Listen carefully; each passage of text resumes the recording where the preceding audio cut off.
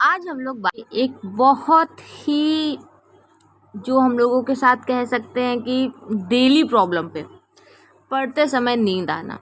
हाँ, क्या आपके साथ भी ऐसा होता है? जैसे ही किताब खोलते हो 5 मिनट में ही नींद आने लगती है और मोबाइल चलाते समय घंटों तक नींद नहीं आती है।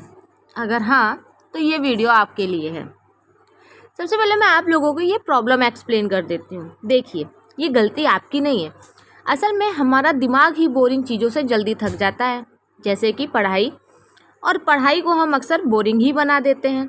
ना कोई प्लान, ना कोई इंटरेस्ट, बस किताब खोली और रट्टाफिकेशन चालू हो जाता है। ये पता है क्यों होता है? क्योंकि पढ़ते समय आपका कोई गोल नहीं होता है। जब तक आप अपने गोल को क्लियर नहीं करेंगे ना, तब तक आपको पढ़ाई और कॉपीज़ के साथ देखते ही नींद आने लग जाएगी। आपको पता है आपको क्या करना है? जब आपको ये नहीं पता है कि आज क्या पढ़ना है, तो दिमाग कंफ्यूज हो जाता है और आप जैसे ही चैप्टर खोलते हैं, आपने देखा मुझे साइंस पढ़ना है, फिजिक्स पढ़ना है, आपको वो मोशन और फ्रिक्शन के बाद कहीं ना कहीं चैप्टर अपने आप ही बोरिंग लगने लगता है। जिस पे हम लोग नींद आने के कारण, समाधान, नींद को हराना और सपनों को पाना जैसी छोटी छोटी बातों पे डिस्कशन करते हैं। रीज़न 2 होता है पैसिव स्टडी। पैसिव स्टडी और एक्टिव स्टडी में फ़र्क होता है। पैसिव स्टडी होता है सिर्फ पढ़ना बिना समझे, लेकिन वहीं पे जब आप एक्टिव स्टडी करते हो, जैसे कि आपने जो कॉन्सेप्ट पढ़ा उसको रियल लाइफ से जोड़ दिया कि हाँ, जब मैं बस में जाता हूँ तो बस ब्रेक मारती है तो मैं पीछे को जाता हूँ, फ्रिक्शन, तो आप चीज़ों को कनेक्ट कर पाते हो और आपको पढ़ना अच्छा लगने लगता है। वहीं पे आपके बॉडी और एनवायरनमेंट, लेट कर पढ़ना, कम रोशनी में पढ़ना या फिर ज़्यादा खाना खा के पढ़ लेना, ये सब आपको स्लीप मोड में एक्टिव कर देते हैं। हमेशा याद रखो कि पढ़ते समय नींद आ रही है तो क्यों आ रही है, हर चीज़ का क्यों, कारण और समाधान होता है। तो जब आप कारण पे फोकस करोगे ना, मोस्ट प्रोबेबली हम क्या करते हैं, हम अपना सारा दिन एंजॉय करते हैं ये सोच के कि रात में 10 बजे से लेकर 2 बजे तक पढ़ेंगे। एग्री ना? आप सब लोग ऐसा करते होगे, रात में 10 बजे से 2 बजे तक पढ़ेंगे और दिन में आराम से एंजॉय करते हैं, दोपहर में सो भी लेते हैं ये सोच के कि रात में नींद नहीं आएगी, लेकिन स्टिल हमको 10 बजे हम पढ़ने बैठते हैं और 11:30 बजे तक हमको नींद आने लगती है।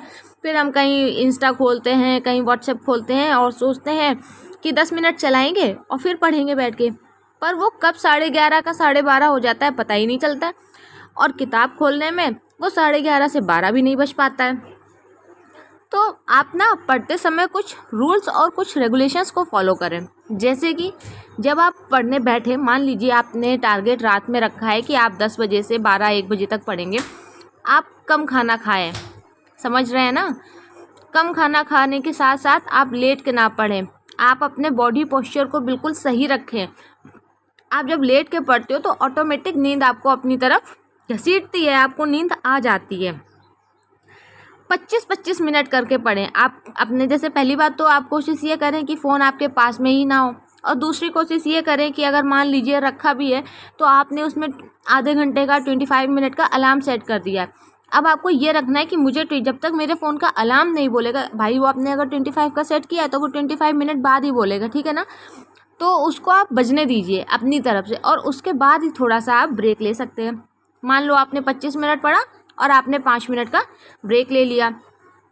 इस टेक्निक से पता है क्या होगा, आपका ब्रेन फ्रेश रहेगा। टिप 2, पैसिव स्टडी मैंने आपको बताया ना, एक्टिव स्टडी करो।